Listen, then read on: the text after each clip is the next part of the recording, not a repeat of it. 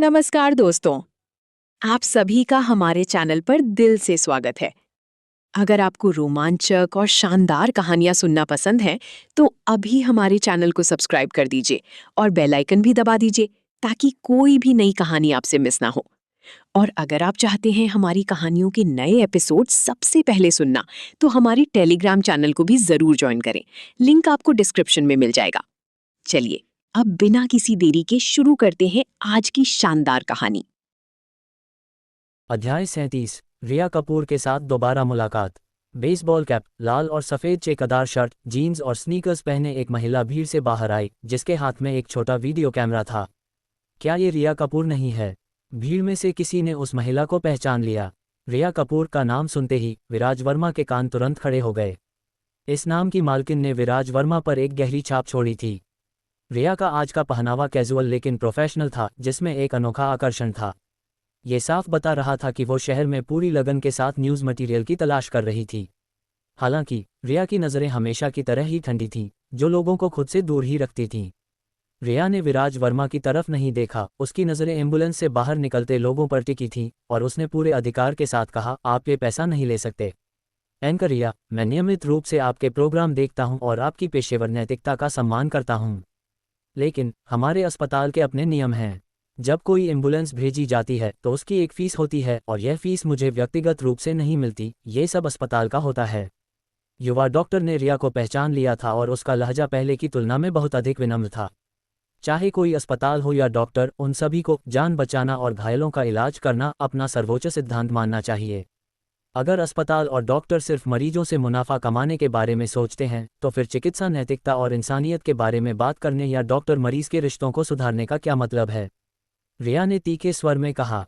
ये देखकर कि रिया झुकने वाली नहीं है, युवा डॉक्टर का गुस्सा भड़क उठा और उसने कहा, रिया जी, चलिए इन अवास्तविक नारों के बारे में बात करना बंद करते हैं।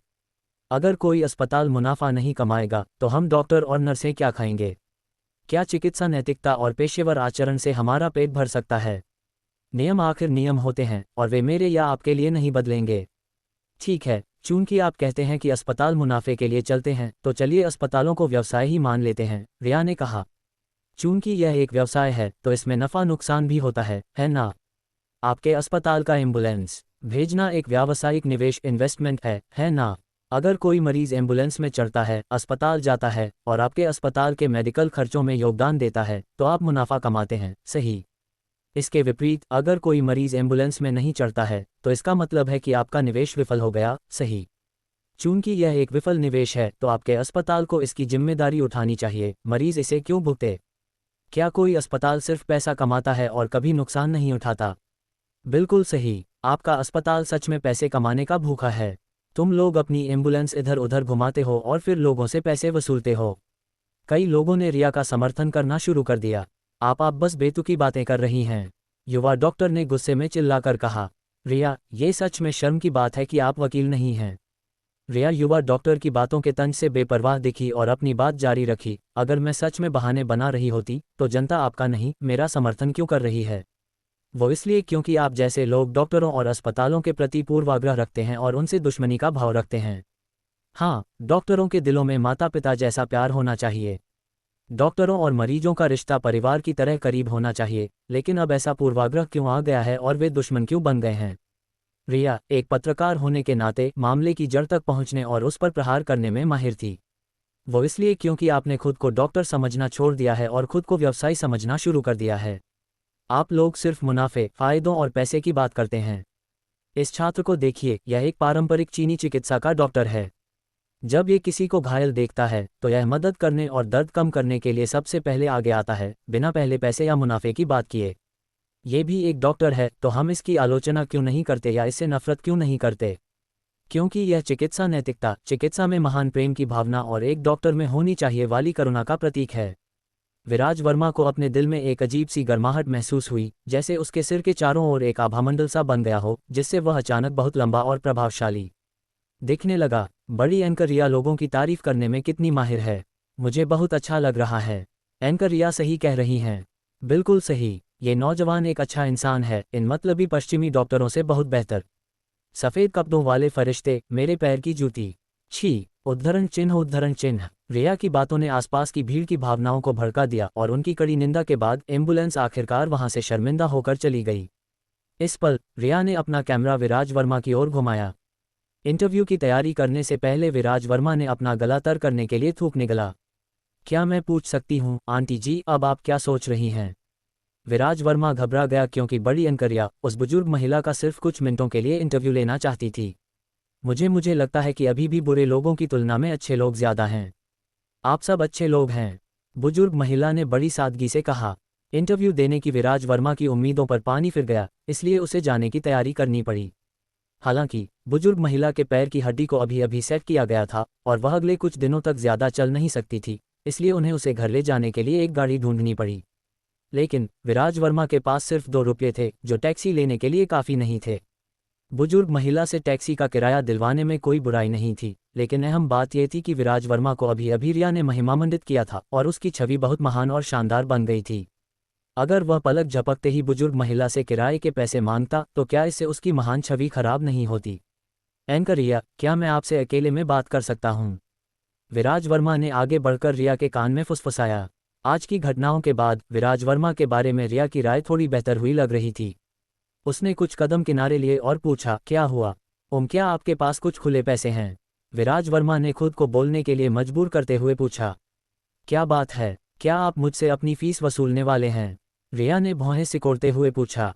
नहीं, विराज वर्मा ने जल्दी से सफाई दी, मेरे पास सिर्फ 2 रुपये बचे हैं, मैं बुजुर्ग महिला को घर ले जाने के लिए टैक्सी का खर्च नहीं उठा सकता। उद्धरण चिन्ह। रिया एक पल के लिए निःशब्द रह गई, फिर उसने उदारता दिखाते हुए विराज वर्मा को 100 रुपये उधार दे दिए। पैसे लेने के बाद विराज वर्मा ने जल्दी से एक टैक्सी रुकवाई। बुजुर्ग महिला का नाम गौरी देवी था। उनका परिवार इंद्रपुर शहर के बाहरी इलाके में एक 2 मंजिला विला में रहता था। अंदर की सजावट देखकर लग रहा था कि वे एक साधारण परिवार से हैं, न बहुत अमीर न बहुत गरीब। गौरी देवी बहुत मेहमाननवाज थीं। उन्होंने विराज वर्मा को पानी पीने के लिए रोक लिया और यहाँ तक कि उसके लिए एक कप इंस्टेंट कॉफ़ी भी बनाई और उसे बिस्कुट का एक पैकेट भी दिया। बुजुर्ग महिला की नज़र में शायद इंस्टेंट कॉफ़ी सबसे शानदार ड्रिंक थी। जब किसी मददगार की खातिरदारी करनी हो तो स्वाभाविक रूप से सबसे बढ़िया खाना परोसना चाहिए। विराज वर्मा ने अपनी कॉफ़ी जल्दी खत्म करके वहाँ से निकलने का मन बना लिया था, लेकिन अचानक बाहर जोरों की बारिश होने लगी। कोई और चारा न होने के कारण विराज वर्मा केवल कॉफ़ी पीता रहा और कुकीज़ खाता रहा और साथ ही गौरी देवी की रोज़मर्रा की बातें सुनता रहा। गौरी देवी के अनुसार उनके पति का कई साल पहले निधन हो गया था और उनका एक ही बेटा है जो एक ट्रक ड्राइवर है। वो दिन भर डिलीवरी का काम करता है और अक्सर देर रात तक घर नहीं लौटता। हालांकि उनका बेटा बहुत आज्ञाकारी है, हर बार जब वह किसी लंबे सफ़र से लौटता है तो वह हमेशा उनके सम्मान के रूप में उनके लिए बहुत सारी स्थानीय चीज़ें खरीद कर लाता है। देर शाम तक भारी बारिश कम नहीं हुई और विराज वर्मा ने मौका देखकर विदा ली। गौरी देवी ने जिद की कि विराज वर्मा रात के खाने के लिए रुक जाए, लेकिन उसे मना करने के लिए अपनी पूरी मनाने की कला का इस्तेमाल करना पड़ा। जाने से पहले विराज वर्मा ने गौरी देवी को कुछ और प्लास्टर दिए, क्योंकि उन्हें थोड़ा पुराना गठिया भी था। भारी बारिश अभी अभी रुकी थी और ऊबड़ खाबड़ सड़क पर कई जगह पानी भर गया था, जबकि सड़क के दोनों ओर की नालियों में पानी तेजी से बह रहा था। आसमान में अंधेरा था, ऐसा लग रहा था कि बारिश पूरी तरह से नहीं रुकी है। चाहे भारी बारिश के कारण हो या बाहरी इलाका होने की वजह से विराज वर्मा लगभग आधे घंटे तक सड़क पर चलता रहा, तब जाकर उसे एक टैक्सी मिली। कार में बैठने के बाद टैक्सी ड्राइवर ने किराया गिनने की भी जहमत नहीं उठाए और सीधे विराज वर्मा से 30 रुपये देने की मांग की, वरना उसने कहा कि वह चला जाएगा। विराज वर्मा को आखिरकार एहसास हुआ कि आज का दिन उसके लिए सच में बहुत बुरा था। पहले वह महेश चौहान और उसके गुंडों द्वारा बिछाए गए जाल में फंस गया, फिर काव्या राठौड़ ने उसे इस कदर परेशान किया कि वो टूट गया, और फिर अनन्या मेहरा ने उसे पूरी तरह से गलत समझ लिया। अब एक टैक्सी ड्राइवर भी उस पर धौंस जमा रहा है। इसके बारे में सोचकर ही गुस्सा आता है। आज खुशी मनाने वाली बस एक ही बात थी कि रिया ने उसकी कुछ बार तारीफ की थी, लेकिन तारीफ का क्या फ़ायदा? क्या ये विराज वर्मा के निराश और घायल दिल को सुकून दे सकता है? होटल से निकलते समय अनन्या मेहरा की उन कातिलाना नज़रों को याद करके ही विराज वर्मा सिहर उठता है। गलतफहमियां नफरत की तरह समय के साथ कम नहीं होती, वे सिर्फ गहरी होती हैं और उन्हें सुलझाना मुश्किल हो जाता है। अगर इस गलतफहमी को दूर नहीं किया गया तो अनन्या मेहरा के मन में मैंने जो अच्छी छवि बनाई है वह पूरी तरह से ढह जाएगी। वैसे आज रात मेरी 2 विदेशी भाषा की ट्यूशन क्लासेस हैं, शायद मुझे उसे समझाने का कोई मौका मिल जाए। विराज वर्मा ने मन ही मन सोचा और विचार करने लगा कि अनन्या मेहरा को ये कैसे समझाया जाए। जैसे ही अंधेरा हुआ, हल्की बूंदाबांदी शुरू हो गई। पुराना परिसर कस्बे की ओर जाने वाली पहाड़ी सड़क पर कोई पैदल यात्री या गाड़ियां नहीं थीं। सड़क के एक तरफ एक घना अंधेरा जंगल था और दूसरी तरफ एक सेब का बाग था। क्रीक। तभी टैक्सी ने अचानक जोर से ब्रेक लगाए। सामने से रोशनी की दो किरणें चमकीं। विराज वर्मा के दिल में अचानक खतरे की एक बेचैनी सी महसूस होने लगी। अध्याय 38। भैरो राणा। कमीने, बीच सड़क पर ट्रक किसने खड़ा कर दिया? क्या उन्हें गाड़ी चलानी भी आती है? क्या उनका दिमाग खराब हो गया है? सामने सड़क रोके एक बड़े ट्रक को देखकर टैक्सी ड्राइवर ने अपना सिर बाहर निकाला और गालियां बकने लगा। अभी जो हुआ वह बहुत खतरनाक था। टैक्सी लगभग उस बड़े ट्रक से टकरा ही गई थी। अगर ऐसा होता तो विराज वर्मा से उसे जो किराया मिला था उससे मरम्मत का खर्च भी नहीं निकलता। हालांकि टैक्सी ड्राइवर ने जल्दी ही अपना मुंह बंद कर लिया, क्योंकि 20 से ज्यादा लोग एक के बाद एक ट्रक से कूद पड़े। उनके हाथों में स्टील के पाइप, बेसबॉल बैट और चाकू जैसे हथियार थे और उन्होंने धीरे धीरे गाड़ी को घेर लिया। ड्राइवर शायद पहली बार इस तरह की स्थिति का सामना कर रहा था। उसकी हवा निकल गई और वो हकलाते हुए बोला, आप सज्जनों, क्या मैं आपकी कोई मदद कर सकता हूँ? गाड़ी चेक करो। उनमें से एक आदमी, जिसका चेहरा गुस्से से भयानक लग रहा था, उसने अपने हाथ में एक चमकता हुआ खंजर लहराया, फिर ड्राइवर को पकड़ा, उसे कार से बाहर खींचा और उसके चेहरे पर एक तमाचा जड़ दिया। तू सच में बहुत तेज चल रहा था भाई, मेरी गलती थी, मेरी आंखों पर पट्टी बंधी थी। ड्राइवर ने तुरंत प्रतिक्रिया दी और बार बार माफी मांगने लगा। तू अभी बाहर आ और हमें देखने दे कि कार के अंदर क्या है। बाकी आदमियों ने कार के अंदर बैठे विराज वर्मा पर चिल्लाकर कहा। विराज वर्मा को कुछ समझ नहीं आ रहा था कि ये लोग क्या कर रहे हैं, इसलिए वह टैक्सी से बाहर आ गया। रोशनी की एक किरण उसके चेहरे पर पड़ी। विराज वर्मा। ट्रक से एक डरावनी आवाज आई और एक विशाल खूंखार आकृति उनकी ओर बढ़ने लगी। विराज वर्मा ने आवाज की दिशा में देखा तो एक लोहे के टॉवर जितना मजबूत अधेड़ उम्र का आदमी उनकी ओर लंबे लंबे कदम बढ़ाते हुए आ रहा था। वह आदमी लगभग 1.8 मीटर लंबा था। उसने मिलिट्री ग्रीन रंग की एक तंग शर्ट पहनी हुई थी जो उसकी भुजाओं और छाती की मांसपेशियों को उभार रही थी। उसने काले चमड़े के दस्ताने पहने हुए थे और उससे एक भयानक जंगली जानवर जैसी आभा निकल रही थी, जिससे लोगों को बहुत ही खतरनाक एहसास हो रहा था। यह आदमी भैरो राणा था, जो इंद्रपुर शहर के 2 प्रमुख अंडरवर्ल्ड डॉन में से एक था। सच में उससे निकलने वाली खूंखार आभा किसी भालू से कम नहीं थी। भैरो राणा के पीछे 2 आदमी चल रहे थे। उनमें से एक बंदर की तरह दुबला पतला था, उसकी आंखें खूंखार थीं और वह अपने हाथ में एक बटरफ्लाई चाकू से खेल रहा था। उसका उपनाम चाकूराज था। दूसरा आदमी शर्ट और पतलून पहने हुए था और उसने चश्मा लगा रखा था। वह बहुत ही संस्कारी और शरीफ लग रहा था और उसका उपनाम समीर दीक्षित था, जो एक बहुत ही पढ़ा लिखा सा नाम था। ये दोनों आदमी भैरो राणा के दाएं और बाएं हाथ थे और वे आज यहाँ सिर्फ एक व्यक्ति के लिए आए थे। भैरो राणा रुका, टैक्सी ड्राइवर की ओर देखा और पूछा, तू जानता है मैं कौन हूँ? आप भैरो राणा भाई हैं। ड्राइवर इतना डर गया था कि उसका चेहरा पीला पड़ गया। चिंता मत कीजिए, मैं पुलिस को फ़ोन नहीं करूँगा। मुझे कुछ नहीं पता, मैंने कुछ नहीं देखा। तो फिर यहाँ से दफ़ा हो जा। भैरो राणा ने ठंडी सांस ली और टैक्सी के हुड पर जोर से अपना मुक्का मारा। पूरी टैक्सी जोर से हिली, जैसे वह उछल गई हो। हुड पूरी तरह से पिचक गया था, मानो किसी भारी हथौड़े से उस पर वार किया गया हो। क्या गजब की ताकत है! क्या ये कोई इंसान भी है? ड्राइवर हैरान रह गया और फिर जल्दी से वहां से भाग गया। भैरो राणा, काला भालू गैंग। विराज वर्मा को जल्दी ही समझ आ गया कि क्या हो रहा है। ये साफ था कि इसका संबंध उस लोहा सिंह और महेश चौहान से था। हालांकि विराज वर्मा को यह उम्मीद नहीं थी कि ये लोग इतनी जल्दी कार्रवाई करेंगे। इससे पहले कि वह खुद उनके पास जाकर पंगा लेता, वे खुद ही आ गए। क्या तुम लोग हमें लूटने की कोशिश कर रहे हो? विराज वर्मा ने भैरो राणा और बाकी लोगों से पूछा।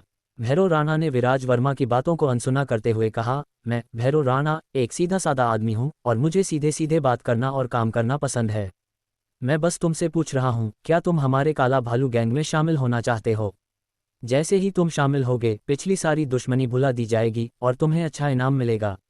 अंडरवर्ल्ड में शामिल होना? विराज वर्मा हंसा। तुम मजाक कर रहे होगे। मैं नए जमाने का कॉलेज का छात्र हूँ, एक चुना हुआ व्यक्ति, देश का भविष्य और अपने परिवार की उम्मीद। जैसा कि मेरे शिक्षकों ने कहा था, हमारा भविष्य उज्ज्वल है। हम नई सदी के निर्माता हैं।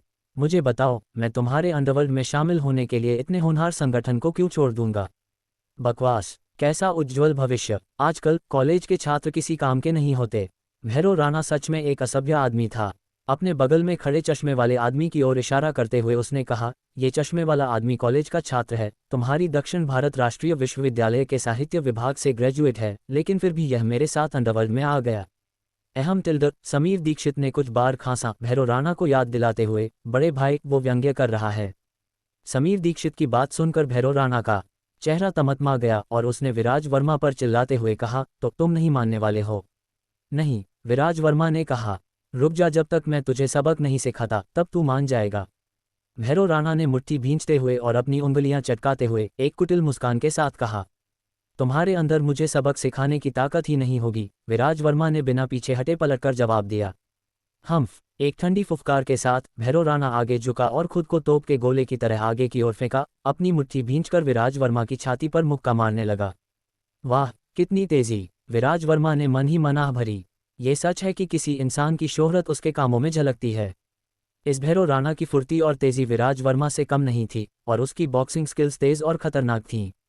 ये साफ तौर पर सालों की कड़ी ट्रेनिंग का नतीजा था, न कि विराज वर्मा की तरह जो रातों रात तैयार हुआ क्विक प्रोडक्ट था। विराज वर्मा के चेहरे के भाव गंभीर हो गए। उसे उम्मीद नहीं थी कि भैरव राणा असल में एक ऐसा खतरनाक किरदार था जिसने अपनी बॉडी को लोहे जैसा मजबूत बना लिया था।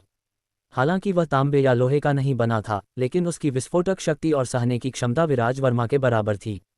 तुलना की जाए तो लोहा सिंह भैरव राणा के 10वें हिस्से के बराबर भी नहीं था। लेकिन विराज वर्मा स्वाभाविक रूप से अपनी आंखें बंद करके मरने का इंतजार तो नहीं कर सकता था। उसके दिमाग में एक शानदार विचार आया। उसने हाथ बढ़ाकर टैक्सी का दरवाज़ा पकड़ लिया, अपनी बाजुओं में जोर लगाया और जोर से खींचा, जिससे वह दरवाज़ा तोड़ने में कामयाब हो गया। फिर उसने दरवाजे को घुमाया और भैरव राणा पर दे मारा। बूम! एक जोरदार धमाके के साथ कार का दरवाज़ा भैरव राणा के शरीर से टकराया, जिससे शीशा टूट गया और पूरे दरवाजे में डेंट आ गया और कई दरारें पड़ गईं।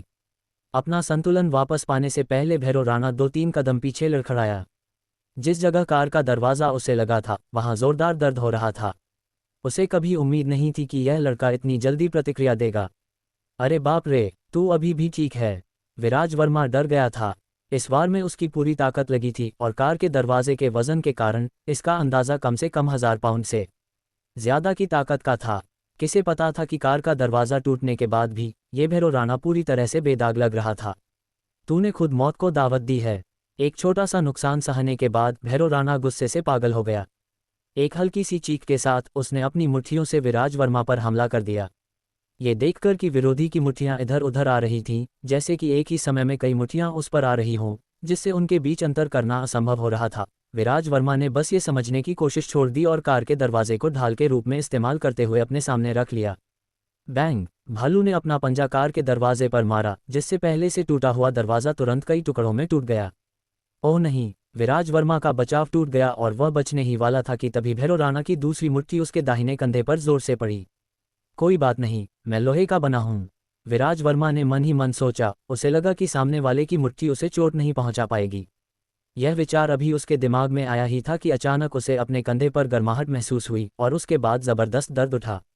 अपनी आंखों के कोने से झांकते हुए उसे देखकर खौफ आ गया। उसके कंधे पर खून से सने 4 नए छेद हो गए थे, जिनमें से हर एक सोयाबीन के आकार का था और लगभग 1 इंच गहरा था। भैरव राणा ने ठंडी सांस ली और विराज वर्मा से कहा, कैसा लगा? मेरे भालू के पंजे अभी भी काफ़ी अच्छे हैं, है ना? तब विराज वर्मा को एहसास हुआ कि भैरव राणा के दस्तानों में एक छिपी हुई खासियत थी। जब वह अपनी मुट्ठी भींचता था तो दस्तानों से टाइटेनियम एलॉय की कीलें बाहर निकल आती थीं। धत्तेरे की, ये साफ तौर पर विराज वर्मा से निपटने के लिए ही डिज़ाइन किए गए थे। विराज वर्मा ने शरीर को लोहे जैसा बनाना सीख लिया था और हालांकि कहा जाता था कि उसका शरीर तांबे की त्वचा और लोहे की हड्डियों का है, लेकिन ये केवल आम लोगों के मुकाबले था। वह सच में अजेय नहीं था। इसके अलावा भैरव राणा बाहरी मार्शल आर्ट का उस्ताद था जिसने भी अपने शरीर को मजबूत करना सीख लिया था। उसकी ताकत और तेजी विराज वर्मा से कम नहीं थी और भैरव राणा का लड़ाई का अनुभव और तकनीकें विराज वर्मा से कहीं आगे थीं। इसलिए भैरव राणा बहुत अच्छी तरह जानता था कि विराज वर्मा से कैसे निपटना है। अपने घाव के दर्द ने विराज वर्मा को एक बात का एहसास करा दिया। उसने भैरव राणा की ताकत को कम आंका था। इसलिए उसने वह किया जिसे वह एक समझदारी भरा विकल्प मानता था, वहां से भाग जाना। बकवास! अगर तुम किसी को हरा नहीं सकते और तुम भागते नहीं हो, तो क्या ये खुद मुसीबत मोल लेना नहीं है? विराज वर्मा को मुसीबत मोल लेने की आदत नहीं है। वूश! जैसे ही विराज वर्मा पलटा, एक फेंकने वाला चाकू उसके पास से गुजरा। कमीने! विराज वर्मा ने मन ही मन गाली दी। उसे अंदाज़ा लगाने की ज़रूरत नहीं थी, वो जानता था कि वह दुबला पतला बंदर चाकू राज की था जो उसे भागने से रोकने के लिए चाकू फेंक रहा था। हम्फ, ऐसा मत सोचो कि तुमने गोल्डन बेल का वर्क जैसा कोई बाहरी मार्शल आर्ट सीख लिया है तो तुम इतना घमंड दिखा सकते हो। जैसे ही विराज वर्मा ने अपनी रफ्तार कम की, भैरव राणा जोर से चिल्लाया और एक परछाई की तरह विराज वर्मा के पास पहुंच गया और उसकी पीठ पर मुक्का मारा। पफ, विराज वर्मा को अपने गले में एक मीठा सा स्वाद महसूस हुआ। उसने खून की एक उल्टी की और बाग की ओर उड़ते हुए गिरा। इस दौरान उसने अनगिनत शाखाओं को तोड़ दिया। Slap slap slap slap slap, पेड़ से फल जमीन पर गिर गए। देखते हैं तुम कब तक टिक पाते हो, भैरव राणा ने कुटिल मुस्कान के साथ कहा। उसने विराज वर्मा को भागने नहीं दिया और बिना रुके उसका पीछा करता रहा। चाकू राज एक तरफ निगरानी कर रहा था ताकि अगर विराज वर्मा भागे तो उसे रोक सके। उसने अपने चश्मे को, जो बारिश के कारण गंदा हो गया था, एक कपड़े से पोंछा। उसकी नज़र में यह एक ऐसी लड़ाई थी जिसका नतीजा पहले से तय था। बॉस भैरव राणा एक पेशेवर मुक्केबाज था और उसका अनुभव उसके विरोधी से कहीं ज्यादा था। ट्रक पर सवार गुंडों ने अपनी सरचलाइटें घुमाईं और बाग में विराज वर्मा पर एक तेज रोशनी डाली। बाकी आदमी चुपचाप देखते रहे। उन्होंने अपने बॉस का उत्साह बढ़ाने की जहमत भी नहीं उठाई। शायद भैरव राणा को यह पसंद नहीं था कि कोई उसकी लड़ाई में दखल दे। भैरव राणा का एक जोरदार मुक्का खाने के बाद विराज वर्मा को लगा जैसे उसके शरीर की सारी हड्डियां टूटने वाली हैं। समान या उससे उच्च स्तर के विरोधी के खिलाफ कोई भी बचाव पूरी तरह से बेकार है। एक बार वार लगने पर आपका घायल होना तय है। भैरव राणा, एक पूर्व अंडरग्राउंड बॉक्सर, अनगिनत जीवन मृत्यु की लड़ाइयों को झेल चुका था। उसकी विस्फोटक शक्ति और सहनशीलता लगभग विराज वर्मा के बराबर थी। इसलिए जहां लोहा सिंह और अन्य लोगों के मुक्के विराज वर्मा को नुकसान नहीं पहुंचा सकते थे, वहीं उसी स्तर का भैरव राणा उसे चोट पहुंचा सकता था। इसके अलावा भैरव राणा के पास हथियार के रूप में एक अजीब से दस्ताने और शानदार बॉक्सिंग स्किल्स थीं जो उसे एक साफ बढ़त दे रही थीं। नुकसान में होने के बावजूद जीवन मृत्यु की इस स्थिति में अपनी चोटों और दर्द की परवाह किए बिना विराज वर्मा जमीन पर लुढ़का और कीचड़ से उठ खड़ा हुआ। इसी पल उसे लगा जैसे वह किसी चीज से टकरा गया हो जो थोड़ा थोड़ा किसी डंडे जैसा लग रहा था। पलक झपकते ही भैरव राणा वहां पहुंच गया था। वूश, हवा को चीरते हुए मुक्के की आवाज आई जैसे कोई भयंकर तूफान आ रहा हो, जिससे पता चलता था कि इस मुक्के में भैरव राणा की पूरी ताकत लगी हुई थी। विराज वर्मा जानता था कि वह खाली हाथ भैरव राणा के मुक्के का सामना नहीं कर सकता। भैरव राणा बेशर्म था, उसके दस्तानों में लोहे की कीलें जड़ी थीं। यहां तक कि एक मुक्केबाजी की लड़ाई में भी विराज वर्मा नुकसान में ही रहेगा तो इस प्रहार को अपने शरीर पर सहने की बात तो छोड़ ही दो। हालांकि इस स्थिति में विराज वर्मा संभवतः भैरव राणा को उसके नीचेपन के लिए कोस नहीं सकता था। जीवन मृत्यु के इस संघर्ष में केवल जीत और हार होती है, निष्पक्षता या नियमों के लिए कोई जगह नहीं होती। हालांकि विराज वर्मा को सहज रूप से महसूस हुआ कि उसे कोई हथियार पकड़ने की जरूरत है। हथियारों के बिना वे निश्चित रूप से भैरव राणा से हार जाएंगे और इसका परिणाम विनाशकारी होगा। ये याद करते हुए कि वह पहले किसी चीज से टकराया था, विराज वर्मा ने अपने पैरों की ओर देखा। वह एक फावड़ा था। विराज वर्मा पसीने से तरबतर हो गया। अध्याय 39, स्टाइलिश फावड़ा। सर्दियों के मौसम में बारिश ठंडी होती है और जब वह आप पर गिरती है तो हड्डियों को कंपा देने वाली ठंड लाती है। हालांकि भैरव राणा द्वारा विराज वर्मा के शरीर पर दिए गए घाव जल रहे थे, मानो किसी ने लाल गर्म लोहे से उन्हें दाग दिया हो। तभी विराज वर्मा बाग से उठ खड़ा हुआ और भैरव राणा ने उस पर एक मुक्का मारा। मुक्के की ताकत इतनी जबरदस्त थी कि उससे ऐसी आवाज आई मानो वह हवा को चीर रहा हो। ये कल्पना करना आसान है कि इस मुक्के की शक्ति कितनी आश्चर्यजनक थी जिसमें भैरव राणा ने अपनी पूरी ताकत लगा दी होगी। बिना कुछ सोचे समझे विराज वर्मा ने अपने पैर के अंगूठे का इस्तेमाल करके फावड़े को ऊपर धकेला और उसे अपने हाथ में लपक लिया। उसकी नज़र में खाली हाथ रहने से बेहतर था कि कोई हथियार हो, और भैरव राणा के हाथ के दस्ताने ऐसे नहीं थे जिनसे विराज वर्मा खाली हाथ निपट सके। जैसे ही उसने फावड़ा उठाया, विराज वर्मा को अचानक एक ज्ञान सा हुआ। यह ऐसा था जैसे किसी महान योद्धा को अपना हथियार मिल गया हो। वह मानो पंख लगे शेर की तरह हो गया। उसका आत्मविश्वास आसमान छूने लगा और उसकी गति को रोकना नामुमकिन लग रहा था। सबसे पहले जिसे कुछ गड़बड़ महसूस हुई वह विराज वर्मा का विरोधी भैरव राणा था। जैसे ही उसका मुक्का विराज वर्मा को लगने वाला था, उसे अचानक एहसास हुआ कि विराज वर्मा से एक अजीब सी आभा निकल रही है, एक बेहद शक्तिशाली आभा। मैंने एक बार एक अंडरग्राउंड बॉक्सिंग चैंपियन में इस तरह की आभा देखी थी। उस मुकाबले में भैरव राणा अपने प्रतिद्वंद्वी से लगभग तुरंत हार गया था। विराज वर्मा की आभा में अचानक हुई वृद्धि को महसूस करते हुए भैरव राणा ने मुक्का नहीं मारा, बल्कि सतर्क होकर विराज वर्मा को घूरने लगा। चाकू चलाने वाला भी रुक गया। चश्मे वाले आदमी ने अपने चश्मे को पोंछना बंद कर दिया और विराज वर्मा को ध्यान से घूरने लगा। उसका चेहरा भ्रम और आश्चर्य के मिश्रण से भरा था।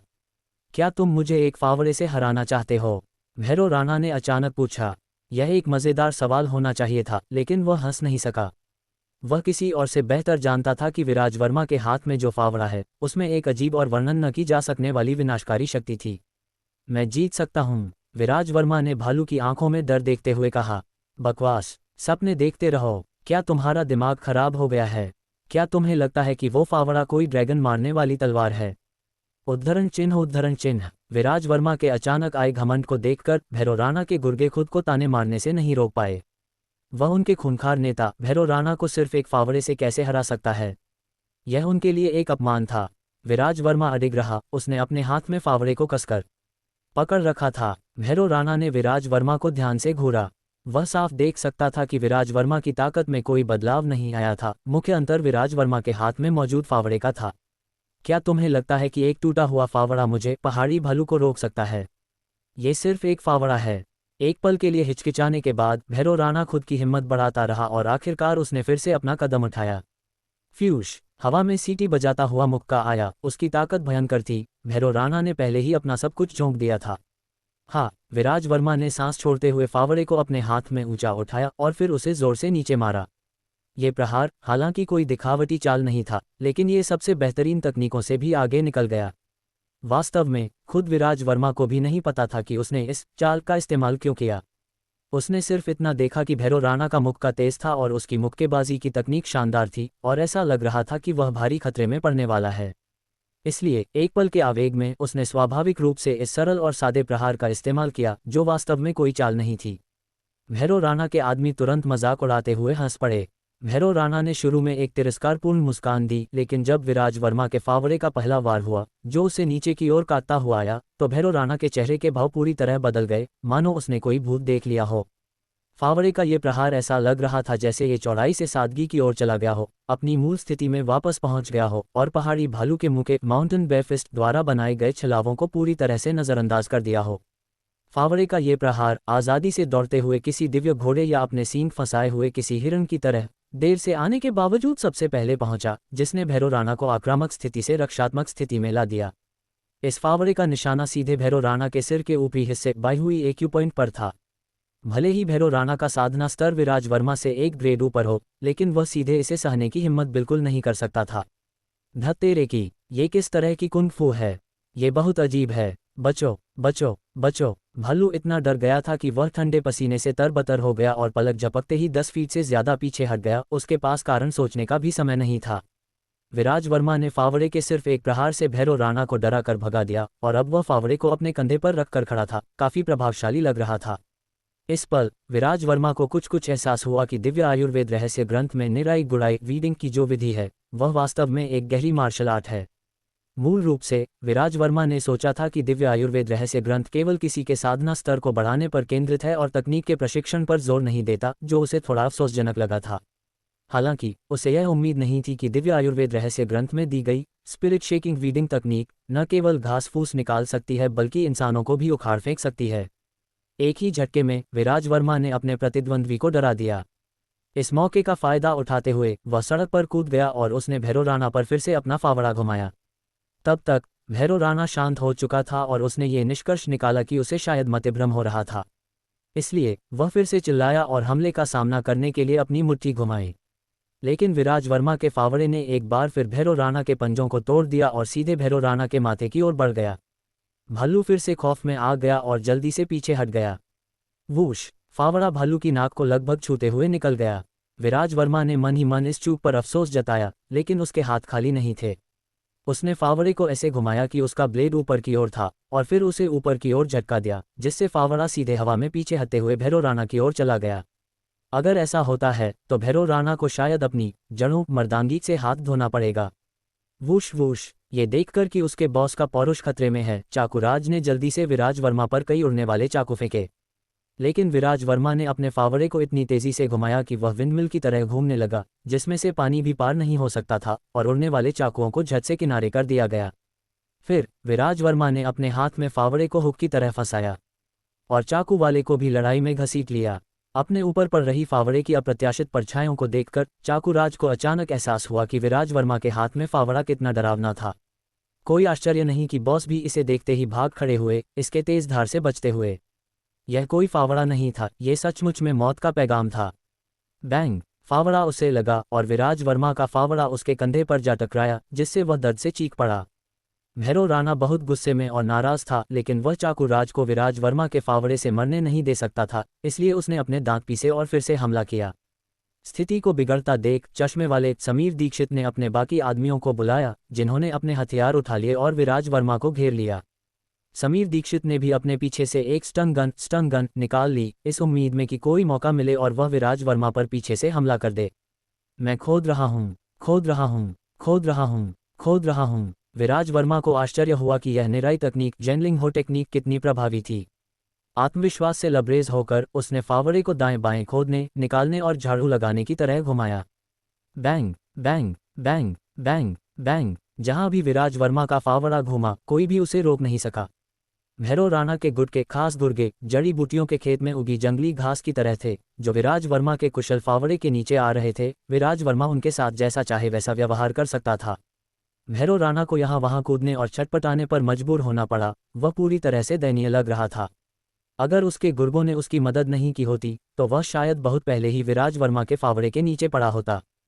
फिर भी विराज वर्मा की तेज निराई गुड़ाई की तकनीकों के तहत भैरव राणा गंभीर खतरे में था। उसकी जिस मुक्केबाजी पर उसे घमंड था, वह विराज वर्मा के फावड़े के सामने पूरी तरह बेकार थी। हालांकि उसे कोई सीधा वार नहीं लगा, लेकिन विराज वर्मा के फावड़े से उड़ी कीचड़ भैरव राणा के पूरे शरीर और चेहरे पर फैल गई थी। इस पल तक भैरव राणा ने अपना पहले वाला गैंगस्टर बॉस का रौब और एक भालू की खूंखार छवि पूरी तरह खो दी थी। वह कीचड़ में लौट रहे जंगली सुअर जैसा लग रहा था। भैरव राणा के आसपास के ज्यादातर लोग, जिनमें चाकू राज भी शामिल था, पहले ही जमीन पर पड़े दर्द से कराह रहे थे। कमीने, मैं मौत होने तक तुझसे लड़ूंगा। भैरव राणा ने अपने चेहरे से कीचड़ पोंछा, दहाड़ा और विराज वर्मा के साथ मरने मारने की लड़ाई के लिए तैयार हो गया। जब से भैरव राणा इस लाइन में आया है, उसने खुद को कभी इतना दयनीय महसूस नहीं किया था। भैरव राणा के अंदर की क्रूरता और खूंखारपन पूरी तरह से विराज वर्मा द्वारा भड़का दिया गया था। सही मायने में कहें तो वे एक फावड़े से फट पड़े थे। इस पल विराज वर्मा को मानो ईश्वरीय मदद मिल रही थी और उसके हाथ में मौजूद फावड़ा अविश्वसनीय रूप से कुशल था। जब भैरव राणा का मुक्का, जो गुस्से और ताकत से भरा था, विराज वर्मा की छाती से 3 इंच की दूरी पर था, तब विराज वर्मा का फावड़ा पहले ही उसके सिर पर वार कर चुका था, जिससे उसे चक्कर आ गया। फिर फावड़ा नीचे आया और तेजी से भैरव राणा के हाथ, जांघ और पैर के पंजे पर जा लगा। बैंग! भालू का भारी शरीर सड़क पर आ गिरा, जिससे कीचड़ का एक बड़ा गुबार उठा। भैरव राणा के गिरते ही बाकी लोगों ने भी जल्दी ही उसका अनुसरण किया और बेतरतीब ढंग से कीचड़ में लेट गए। इसका सिर्फ एक अपवाद था, चश्मे वाला समीर दीक्षित। चश्मे वाले आदमी के हाथ में एक स्टन गन थी, जिससे बिजली की चिंगारियां निकल रही थीं। तुम यहां से जाओगे या नहीं? विराज वर्मा ने उसके चश्मे को देखते हुए पूछा। समीर दीक्षित एक पल के लिए रुका, फिर उसने स्टन गन वापस रख दी और अपना सिर हिलाया। मैं तुम्हारा मुकाबला नहीं कर सकता, तो मैं चलता हूँ। विराज वर्मा ने अपना फावड़ा कंधे पर रखा और पुराना परिसर कस्बे की ओर चल पड़ा। उसकी शानदार आकृति धीरे धीरे रात की बारिश में गायब हो गई।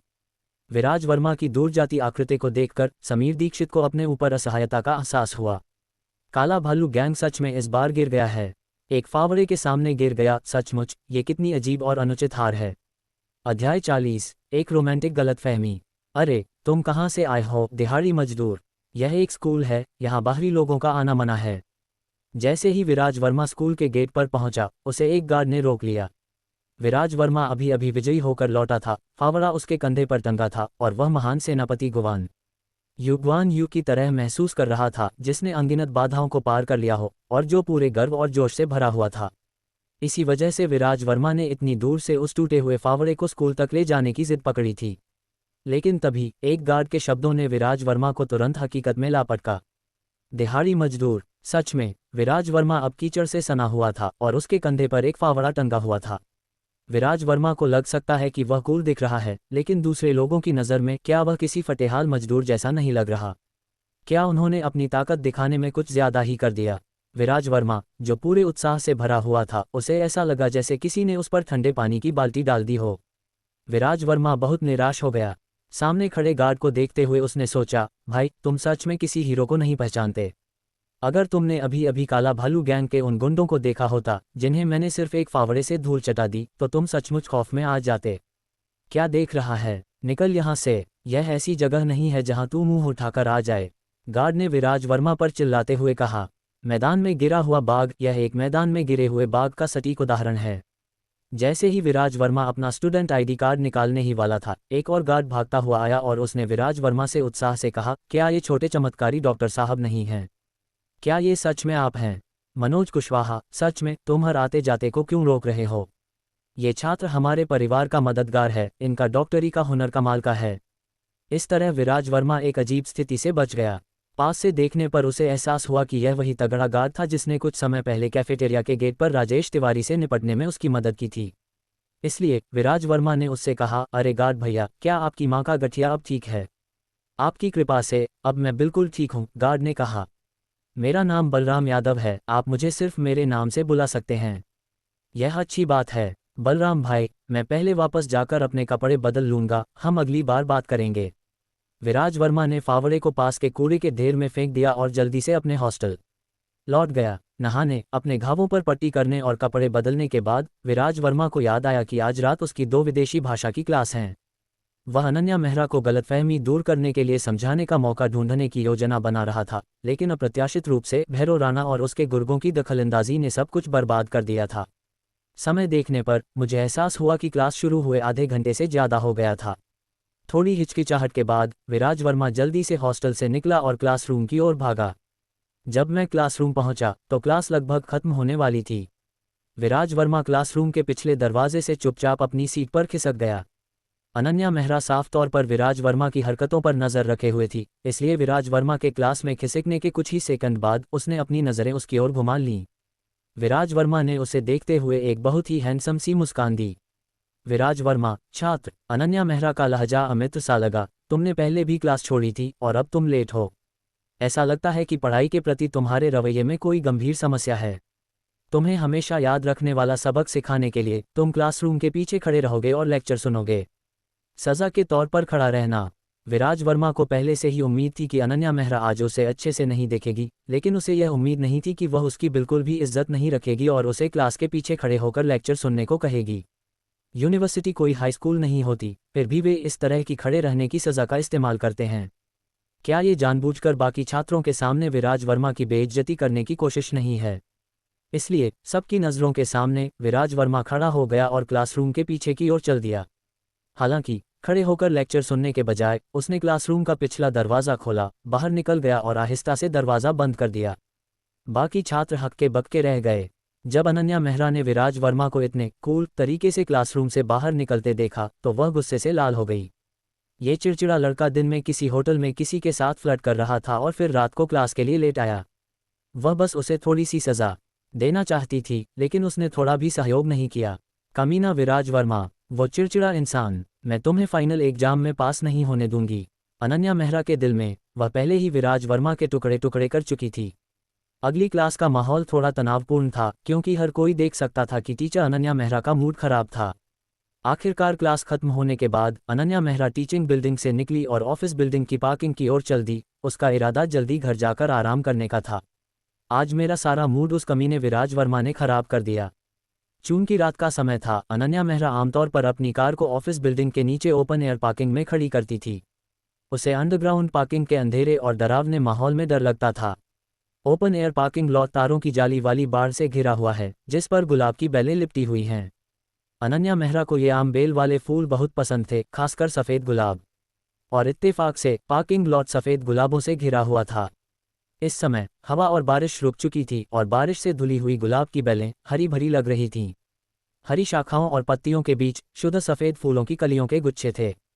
ये गुलाब कुछ ही दिनों में खिल जाएंगे, है ना? अनन्या मेहरा ने हाथ बढ़ाकर एक कली को छुआ और खुद से बातें करने लगी। तुम्हें कुछ और दिन इंतज़ार करने की ज़रूरत नहीं है। अगर तुम उन्हें देखना चाहती हो तो वे अभी खिल सकते हैं, सामने से एक आवाज़ गूंजी। अनन्या मेहरा थोड़ी चौंक गई। आवाज़ की दिशा में देखते हुए उसने देखा कि वह चिड़चिड़ा विराज वर्मा उसकी पॉश कार के पास खड़ा था। जाहिर तौर पर वह जानबूझकर उसके आने का इंतज़ार कर रहा था। बारिश की वजह से ओपन एयर पार्किंग में ज़्यादा कारें नहीं थीं, इसलिए ज़्यादा लोग भी नहीं थे। अब यहाँ सिर्फ अनन्या मेहरा और विराज वर्मा हैं। क्लासरूम में विराज वर्मा अनन्या मेहरा के खिलाफ नहीं जाना चाहता था, वरना वह क्लास के लिए भागकर नहीं आता। वैसे भी क्लास छोड़ना उसके लिए आम बात थी। हालांकि विराज वर्मा के आश्चर्य के लिए जैसे ही वह क्लासरूम में घुसा, अनन्या मेहरा ने उसके लिए मुश्किलें खड़ी कर दीं। ये तो गर्मजोशी से स्वागत करने की जगह रूखा व्यवहार करने वाला क्लासिक मामला बन गया। एक पुरुष के तौर पर विराज वर्मा सार्वजनिक रूप से अपनी इज्जत को लेकर काफी चिंतित रहता था, इसलिए उसने अनन्या मेहरा द्वारा दी गई सजा को ठुकरा दिया था। लेकिन जब बात सिर्फ उन दोनों की हो तो इज्जत मायने नहीं रखती। चाहे अनन्या मेहरा उसके साथ कैसा भी व्यवहार करना चाहे, विराज वर्मा को कोई परवाह नहीं है। उसे कोई फर्क नहीं पड़ता भले ही अनन्या मेहरा उसे कीबोर्ड या मदरबोर्ड पर घुटने टेकने को कहे। विराज वर्मा यहाँ मैं उसके साथ जो चाहूँ करूँगा वाले रवैये के साथ आया था। मैं तुम्हें नहीं जानती, अनन्या मेहरा ने विराज वर्मा से बहुत ही ठंडे स्वर में कहा। वह नाराज है। विराज वर्मा को समझ आ गया था कि टीचर अनन्या मेहरा सच में गुस्से में थी, इसलिए उसने माफ़ी मांगने जैसी मुस्कान दी और कहा, आप मुझे कैसे नहीं पहचान सकती? मैं आपका छात्र सुपरवाइज़र और अच्छा दोस्त विराज वर्मा हूँ। जिस पल तुम अपनी उस बेपरवाही वाली अकड़ के साथ क्लासरूम से बाहर निकले, तुम अब मेरे छात्र नहीं रहे। अनन्या मेहरा ने रूखेपन से कहा, और तुम्हारी जानकारी के लिए बता दूं, इस कोर्स के लिए तुम्हारा फाइनल ग्रेड 0 है। भले ही मैं आपका छात्र न रहूं, हम अभी भी दोस्त तो हैं, है ना? विराज वर्मा एक जिद्दी जोंक की तरह अपनी बात पर अड़ा रहा। मैं इतनी अच्छी नहीं हूं कि तुम्हारे जैसा दोस्त बनाऊं, अनन्या मेहरा ने तंज कसते हुए कहा। वैसे तुम वापस स्कूल क्यों आए? किसी होटल में सोना ज्यादा आरामदायक होता है ना? तुम्हें कंपनी देने के लिए भी कोई मिल जाएगा। ये थोड़ी जलन वाली बात थी। ऐसा लगता है काव्या राठौर सही थी। विराज वर्मा ने साफ महसूस किया कि अनन्या मेहरा उसके साथ थोड़ा अलग व्यवहार करती थी। आपने गलत समझ लिया है, विराज वर्मा ने कहा। मेरे और उसके बीच ऐसा कुछ नहीं है। कुछ नहीं हुआ, अनन्या मेहरा ने मजाक उड़ाते हुए कहा। तुमने उसके लिए अंडरगारमेंट्स खरीदे, उसके साथ होटल गए, और तुम अभी भी कह रहे हो कि कुछ नहीं हुआ। ओह हाँ, उसने कहा कि वह तुम्हारी गर्लफ्रेंड है, इसलिए तुमने जो कुछ भी किया वो पूरी तरह से जायज़ था। मैं ही बीच में टांग अड़ा रही थी। माफ़ करना, मैं अब जा रही हूँ। अनन्या मेहरा ने कार का दरवाज़ा खोला और वहाँ से जाने ही वाली थी। लड़कियों को लुभाने के मामले में अनुभवहीन विराज वर्मा ने अनन्या मेहरा के जाते समय अचानक कह दिया, मैं आपके सामने कसम खा सकता हूँ। क्या साबित करोगे, और तुम इसे कैसे साबित करोगे? अनन्या मेहरा का लहजा अभी भी रूखा, ठंडा और निराशाजनक था। जो देखा है उस पर विश्वास करना ही पड़ता है। आखिर उसने खुद अपनी आंखों से देखा था कि विराज वर्मा और काव्या राठौर ने क्या किया था। हाँ, तुम इसे कैसे साबित करोगे? इसे साबित कैसे किया जा सकता है? विराज वर्मा को अचानक खुद को एक थप्पड़ मारने की इच्छा हुई। वह ये कैसे कह सकता था कि ये साबित किया जा सकता है? पुरुष और महिलाएं अलग होते हैं, कोई हाइमन या सिंदूर का निशान नहीं होता। अगर तुम कहते हो कि तुमने वो नहीं किया है, तो इसे साबित करने का कोई तरीका ही नहीं है। क्या तुम इसे साबित नहीं कर सकते? अनन्या मेहरा ने कहा। तो फिर मैं अब चलती हूँ। वे इसे मेरे लिए साबित कर सकते हैं। विराज वर्मा अचानक गुलाब की बाड़ के पास गया और गुलाब की बेलों की ओर इशारा किया। टिल्ड, अनन्या मेहरा ने तिरस्कार से मजाक उड़ाते हुए कहा, तुम बहुत बोरिंग हो। इतना कहकर अनन्या मेहरा ने कार स्टार्ट कर दी। विराज वर्मा भागकर कार के सामने खड़ा हो गया और बोला, आप मुझे खुद को साबित करने का एक मौका क्यों नहीं देती? अनन्या मेहरा के पास इंजन बंद करने के अलावा कोई चारा नहीं था और बोली, ठीक है, मैं तुम्हें इसे साबित करने के लिए 5 मिनट का समय देती हूँ। आपको सफ़ेद गुलाब पसंद हैं, तो आपको पता होना चाहिए कि सफ़ेद गुलाब क्या दर्शाते हैं, है ना? विराज वर्मा ने अनन्या मेहरा से पूछा। बिल्कुल, सफ़ेद गुलाब रोमानिया का राष्ट्रीय फूल है, जो पवित्रता और सच्चाई का प्रतीक है, अनन्या मेहरा ने कहा, और फिर तंज कसते हुए जोड़ा, हालांकि तुम्हारी जैसी गंदी आत्मा वाला इंसान इनकी तारीफ करने के लायक नहीं है। क्या तुम्हारी आत्मा गंदी है? महिलाओं की ईर्ष्या सच में बहुत डरावनी होती है। विराज वर्मा ने काव्या राठौर के लिए सिर्फ एक महिलाओं का अंडरवियर का सेट खरीदा था। उसमें कोई लेस वेस नहीं था, यहाँ तक कि कोई किस भी नहीं हुआ था। अनन्या मेहरा ये कैसे सोच सकती थी कि उसकी आत्मा तक गंदी है? यहाँ बहुत गहरी गलतफहमी है। विराज वर्मा समझ गया कि इस गलतफहमी को दूर करना बहुत मुश्किल होगा। इसके अलावा वह बहुत अच्छी तरह जानता था कि काव्या राठौर हालात साफ करने में उसकी मदद नहीं करेगी। उस महिला के व्यक्तित्व को देखते हुए यह एक चमत्कार ही होगा अगर वह उसे गिरे हुए पर लात न मारे। इसलिए गलतफहमी दूर करने की जिम्मेदारी पूरी तरह से उसी पर थी। सौभाग्य से विराज वर्मा को पहले ही एक शानदार आइडिया सूझा था और उसने एक योजना बना ली थी। अनन्या मेहरा, आप बहुत कठोर हैं। आपने सच में कहा कि मेरी आत्मा गंदी है। विराज वर्मा ने जानबूझकर अनन्या मेहरा को छात्र, क्लासमेट कहकर संबोधित किया, फिर अपने पीछे गुलाब की एक क्यारी की ओर इशारा करते हुए बोला, मैं अब इन गुलाबों के नीचे खड़ा हूं और कसम खाता हूं, मैं विराज वर्मा अभी भी मन, शरीर और आत्मा से पवित्र हूं। जैसा कि कुछ लोग कहते हैं, उसके विपरीत मेरी आत्मा गंदी नहीं है। गुलाब, ओ गुलाब, अगर तुम मेरी बात से सहमत हो तो महारानी अनन्या के सामने अभी खिल जाओ। गुलाब की बाड़ के नीचे विराज वर्मा के इस आत्मविश्वास से भरे प्रमाण को देखकर अनन्या मेहरा को ये थोड़ा मज़ेदार और बेतुका लगा। बेशक वह जानती थी कि ये गुलाब अभी खिल ही नहीं सकते थे, लेकिन इस दुनिया में कुछ भी निरपेक्ष एब्सोल्यूट नहीं है। अचानक अनन्या मेहरा के चेहरे से सारा तिरस्कार, रूखापन और गुस्सा गायब हो गया और उसकी जगह हैरानी और खुशी ने ले ली।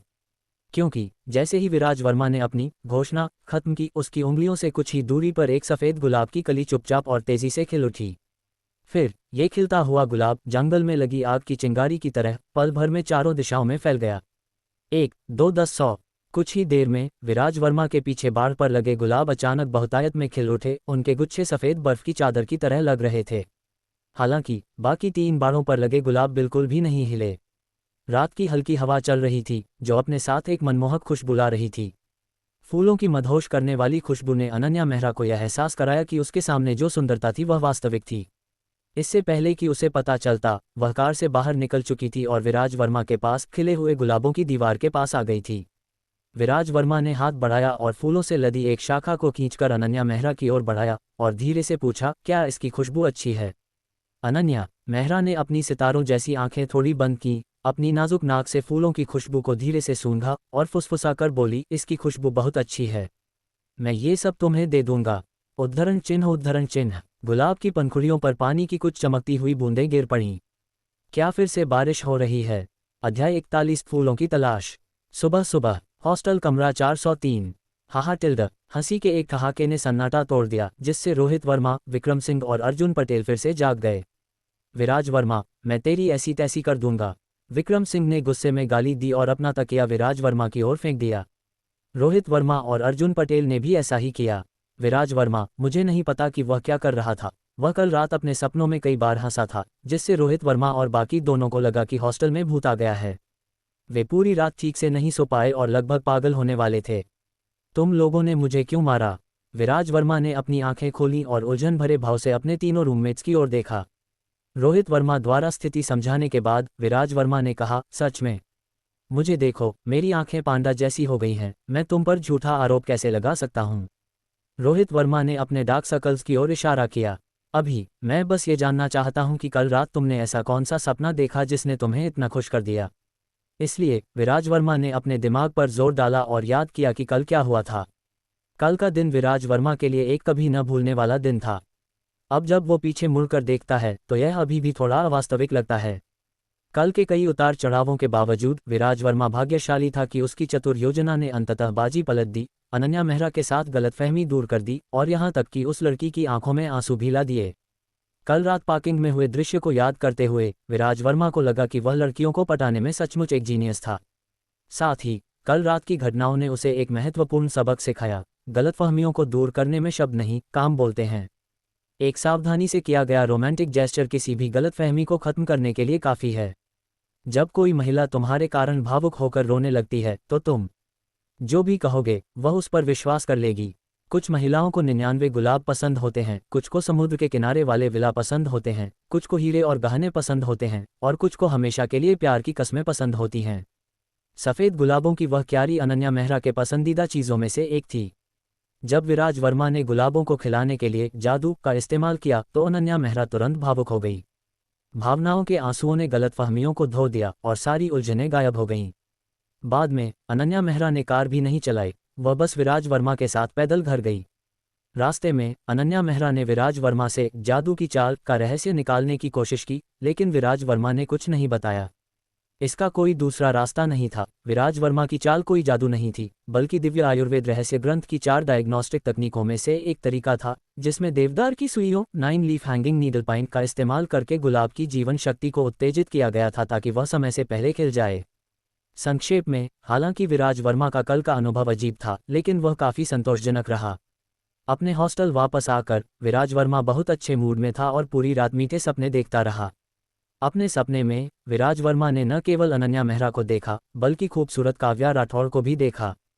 सपने में विराज वर्मा प्राचीन काल का एक अमीर आदमी था, जिसकी अनन्या मेहरा और काव्या राठौड़ पत्नियां थीं। सपने में वह उनसे घिरा हुआ था और मौज मस्ती के जीवन का आनंद ले रहा था। अगर कोई पूरी रात ऐसे सपने देखे तो विराज वर्मा हंसे बिना कैसे रह सकता है। अरे बाप रे, बड़ी खबर। उसी समय रोहित वर्मा अचानक चिल्लाया और उसने अपना कंप्यूटर चालू किया। क्या हुआ, तुम इतना हंगामा क्यों कर रहे हो? विराज वर्मा ने पूछा। ब्रेकिंग न्यूज़, रोहित वर्मा ने चिल्लाते हुए कहा। मुझे अभी अभी किसी का मैसेज आया है। महेश चौहान बहुत बड़ी मुसीबत में है। धत तेरे की, मुझे कभी इसकी उम्मीद नहीं थी। मैंने सच में कभी नहीं सोचा था कि महेश चौहान वास्तव में और वह एक बॉटम नीचे वाला है। विक्रम सिंह ने चिल्लाकर कहा। कमाल है, कोई आश्चर्य नहीं कि जब भी वह मेरे करीब आता था तो मुझे सिहरन महसूस होती थी। मैंने कभी नहीं सोचा था कि उसे इस तरह की चीज़ों का शौक होगा। मुझे सच में इसकी उम्मीद नहीं थी। अर्जुन पटेल ने कहा। मैंने पहली बार ऐसा कुछ देखा है। इंद्रपुर शहर का बाहरी इलाका। अपने हाथों और पैरों पर पट्टियां बांधे और जिसमें से दवा की तेज गंध आ रही थी, भैरव राणा लंगड़ाते हुए घर लौटा। कल रात भैरव राणा और उसके लगभग सभी खास गुर्गों को अस्पताल में भर्ती कराया गया था। भैरव राणा की चोटें गंभीर थीं, लेकिन उसे अपनी बूढ़ी मां को चिंता में न डालने के लिए घर जाने के लिए जल्दी अस्पताल से छुट्टी लेनी पड़ी। जब वह अपने दरवाजे पर पहुंचा तो भैरव राणा ने अपनी पीठ सीधी की, अपने कदमों को स्थिर किया और अपनी पूरी कोशिश की कि ऐसा लगे कि उसे केवल कुछ मामूली खरोंचें ही आई हैं। अरे बदमाश, तू इतनी देर से क्यों आ रहा है? क्या तेरे साथ कुछ हो गया था? 60 के दशक की एक बुजुर्ग महिला घर से बाहर आई। वह भैरव राणा की मां थीं। जब उन्होंने देखा कि उसके हाथ पैर पट्टियों में बंधे हैं और उसका एक हाथ गोफन स्लिंग में है तो वह चिंतित हो गईं। कुछ नहीं, सड़क पर गाड़ी चलाते समय मेरा एक छोटा सा एक्सीडेंट हो गया था, भैरव राणा ने लापरवाही से कहा। क्या इसे छोटा एक्सीडेंट कहते हैं? क्या तू ठीक है? कोई हड्डी तो नहीं टूटी? बुजुर्ग महिला ने चिंता से पूछा। तूने किसी को टक्कर तो नहीं मारी? नहीं, भैरव राणा ने कहा। मैं बस थोड़ा उलझन में था और एक बड़े पेड़ से जा टकराया। अच्छा हुआ कि उसने किसी को टक्कर नहीं मारी। बुजुर्ग महिला ने राहत की सांस ली, फिर पीछे मुड़ी और भैरव राणा को लगाने के लिए 2 प्लास्टर निकाल लाए। माँ, अस्पताल ने मेरे घावों पर पहले ही दवा लगा दी है, इसलिए मुझे इस प्लास्टर की ज़रूरत नहीं है, भैरव राणा ने कहा। यह कोई मामूली प्लास्टर नहीं है, बुजुर्ग महिला ने कहा। एक दयालु युवा डॉक्टर ने मुझे ये दिया है और यह बहुत ही असरदार है। चमत्कारी डॉक्टर जैसी कोई चीज़ नहीं होती, भैरव राणा ने कहा। माँ, मैं तुम्हें बता दूं, तुम्हें बिल्कुल भी उन झोलाछाप डॉक्टरों की बात नहीं सुननी चाहिए जो सड़क पर दवाएं बेचते हैं। वे सब के सब धोखेबाज होते हैं। अगर तुम्हें सच में कोई बीमारी या कुछ है तो एक अच्छे अस्पताल जाओ। हमें पैसों की कोई कमी नहीं है। तू बदमाश, बकवास मत कर। बुजुर्ग महिला अचानक गंभीर हो गईं। वह नौजवान बहुत अच्छा इंसान है। अगर कल वह नहीं होता तो तेरी माँ शायद अभी भी अस्पताल में पड़ी होती। माँ, क्या हुआ? तुम्हें किसने चोट पहुंचाई? मैं अपनी कार से उसे कुचल दूंगा। ये सुनकर कि उसकी माँ लगभग एक दुर्घटना का शिकार होने वाली थी, भैरव राणा गुस्से से पागल हो गया। चुपचाप बैठ, बुजुर्ग महिला ने भैरव राणा को डांटते हुए कहा। तू इतना बड़ा आदमी हो गया है फिर भी इतना नासमझ कैसे हो सकता है? तूने अपनी कार से किसी को टक्कर मार दी और अब तू जेल में है, तो मेरे बुढ़ापे में मेरी देखभाल कौन करेगा? इसके अलावा तूने पीछे कोई बच्चा भी नहीं छोड़ा है। अगर मैं मर भी जाऊं तो मेरी आत्मा को शांति नहीं मिलेगी। कल मैं किराने का सामान खरीदने के लिए सुपरमार्केट गई थी और बस से उतरते समय फिसलकर गिर गई, जिससे मेरे पैर की हड्डी खिसक गई।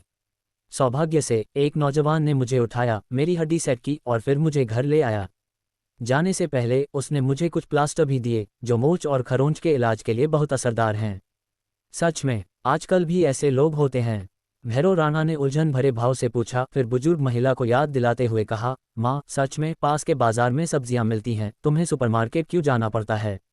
सब्जियां अब महंगी हो गई हैं, सुपरमार्केट उन्हें सस्ता बेचना चाहता है, ये प्लास्टर लगा ले। बिना कुछ और कहे बुजुर्ग महिला ने भैरव राणा के हाथ और पैरों पर 2 प्लास्टर चिपका दिए। एक ताजगी भरी ठंडक तेजी से मेरे पूरे शरीर में फैल गई। कुछ ही पलों में भैरव राणा को महसूस हुआ कि उसकी चोटों का दर्द काफ़ी हद तक कम हो गया है। इस साधारण से दिखने वाले प्लास्टर में सच में कोई जादुई शक्ति थी।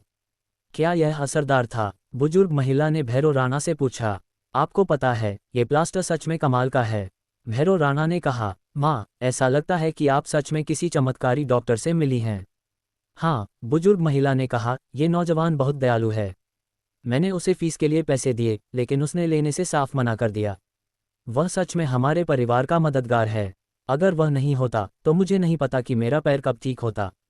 भैरव, अगर तू कभी उससे दोबारा मिले तो तुझे उसे अच्छे से धन्यवाद देना चाहिए। हाँ, मुझे उसे धन्यवाद देना चाहिए, लेकिन मैं उसे जानता भी तो नहीं हूँ, भैरव राणा ने उलझन में कहा। ओह हाँ, मैं ये कैसे भूल सकती हूँ, अरे वही तो छोटे चमत्कारी डॉक्टर साहब हैं। वह टीवी पर है। बुजुर्ग महिला ने टीवी की ओर इशारा करते हुए अचानक कहा।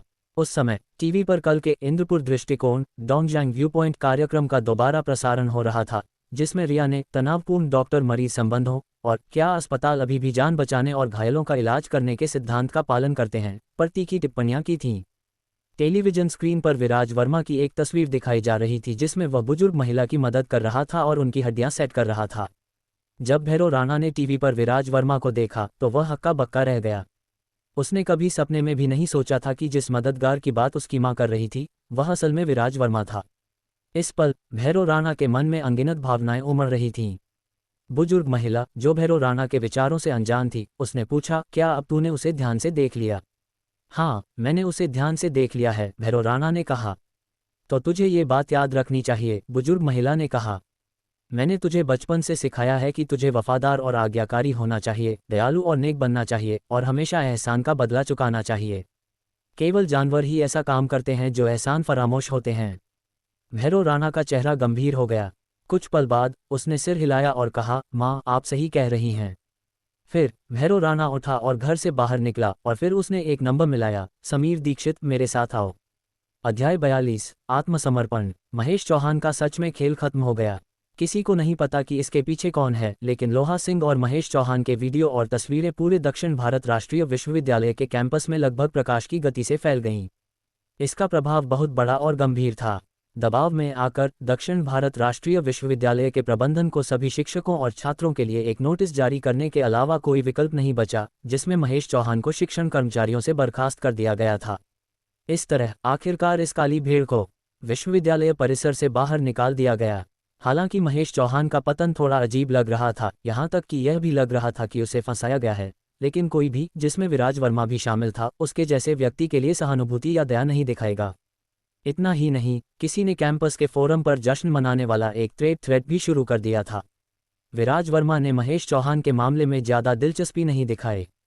चाहे महेश चौहान हो या लोहा सिंह, विराज वर्मा ने उन्हें बिल्कुल भी गंभीरता से नहीं लिया। भैरव राणा जैसे व्यक्ति को पहले ही हरा चुके होने के कारण विराज वर्मा दो छोटी मछलियों की परवाह क्यों करेगा। सुबह विराज वर्मा हमेशा की तरह ग्रीनहाउस में काम करने गया। उसने जो जंगली जिनसेंग उगाया था वह बहुत अच्छी तरह से बढ़ रहा था और कुछ ही दिनों में बाजार में बेचने के लिए तैयार हो जाएगा। इस बार जब विराज वर्मा निराई कर रहा था तो उसने दिव्य आयुर्वेद रहस्य ग्रंथ की निराई तकनीक पर विशेष ध्यान दिया। इसे ध्यान से महसूस करने के बाद विराज वर्मा को अचानक पता चला कि यह निराई की तकनीक वास्तव में अद्भुत थी और इसके अंतहीन उपयोग थे। निराई करते समय वह अनजाने में अपने पूरे शरीर की मांसपेशियों और हड्डियों का व्यायाम कर सकता था और उन्हें बेहतर बना सकता था। इसके अलावा सबसे आश्चर्यजनक बात यह थी कि इस तकनीक से खोदी गई घास जड़ों से मर जाएगी और कभी भी नए पत्ते नहीं उगाएगी। हालांकि विराज वर्मा को अब इसकी आदत हो गई थी।